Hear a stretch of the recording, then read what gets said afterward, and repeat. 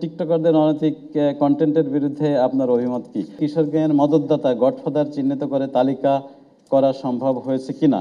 আমরা ইতোমধ্যে যে কয়জন কিশোর অপরাধী রয়েছে বা গ্যাংয়ের সদস্য রয়েছে সেটি কিন্তু আমরা চিহ্নিত করেছি এবং কয়েকটি দল আছে, খুব অদ্ভুত অদ্ভুত নাম।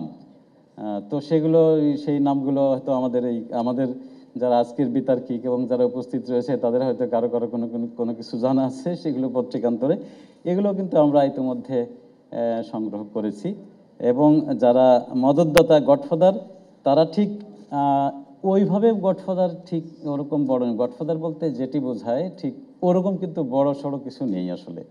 আছে ছোটোখাটো, একজন রাজনীতি করে তার পিছনে মিছিল করার জন্য একজন লোক দরকার হয়, তারা ডাক দেয়, কিন্তু তারা যে সচেতনভাবে এদেরকে গ্যাং হিসেবে তৈরি করার জন্য করছে এটি আমাদের কাছে এরকম প্রতিফলিত হয়নি। আমাদের কাছে এসেছে তারা তাদের রাজনৈতিক কেন্দ্রে রাজনৈতিক কাজে তাদের ডাক দিচ্ছে বা অন্য কোনো কাজে ডাক দিচ্ছে, তারা নিয়ে যাচ্ছে। আর কিছু আছে যারা অপরাধী, যারা সিনিয়র অপরাধী, ডাকাত, চোর, ছিনতাইবাজ বা এই ধরনের অন্যান্য বিভিন্ন ধরনের অপরাধ করে থাকে, সেই সমস্ত অপরাধ করার ক্ষেত্রে তারা লোক রিক্রুট করে। আমরা জানি যে বিভিন্ন চুরি সংগঠিত হয় এখানে, গ্রিল কেটে বাচ্চা মানুষ একটাকে ঢোকায় দেয়, ওর ভিতরে ঢোকায় দিয়ে তারপরে সেখান থেকে ভিতরে গিয়ে সে দরজা খুলে দেয়, তারপরে তার কাজটা করে।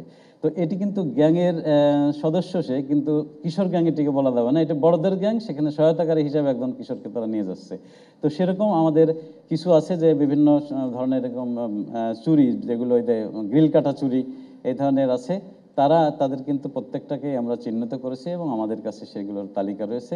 এবং পলিটিক্যালি যারা যারা এগুলো করছে সেগুলোও আমাদের কাছে তালিকা আছে।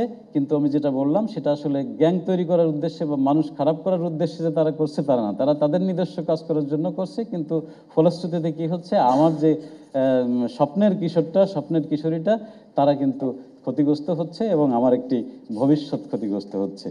ধন্যবাদ। আরেকটি আছে আমাদের টিকটকারদের অনৈতিক কন্টেন্টের বিরুদ্ধে আপনার অভিমত কি? অবশ্যই এটির অভিমত নেতিবাচক।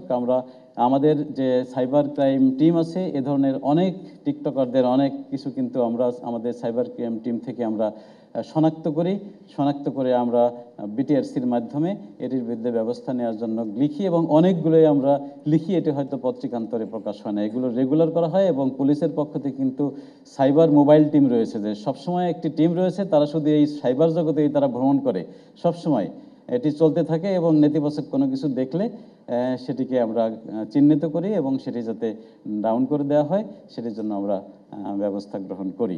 এবং আমরা এর সাথে যারা অন্যান্য সংস্থা রয়েছে তাদের সাথে করি। এবং আমাদের এই বিষয়ে যে মাননীয় মন্ত্রী মহোদয় রয়েছে, তিনি নিজেও আমাদের এগুলো বিষয়ে পরিচালনা করেন, নিজেও এই বিষয়ে তিনি পরামর্শ দেন এবং নিজে এই বিষয়ে উদ্যোগ গ্রহণ করেন। কারণ এখানে আমাদের মাননীয় প্রধানমন্ত্রীর কঠোর নির্দেশনা রয়েছে।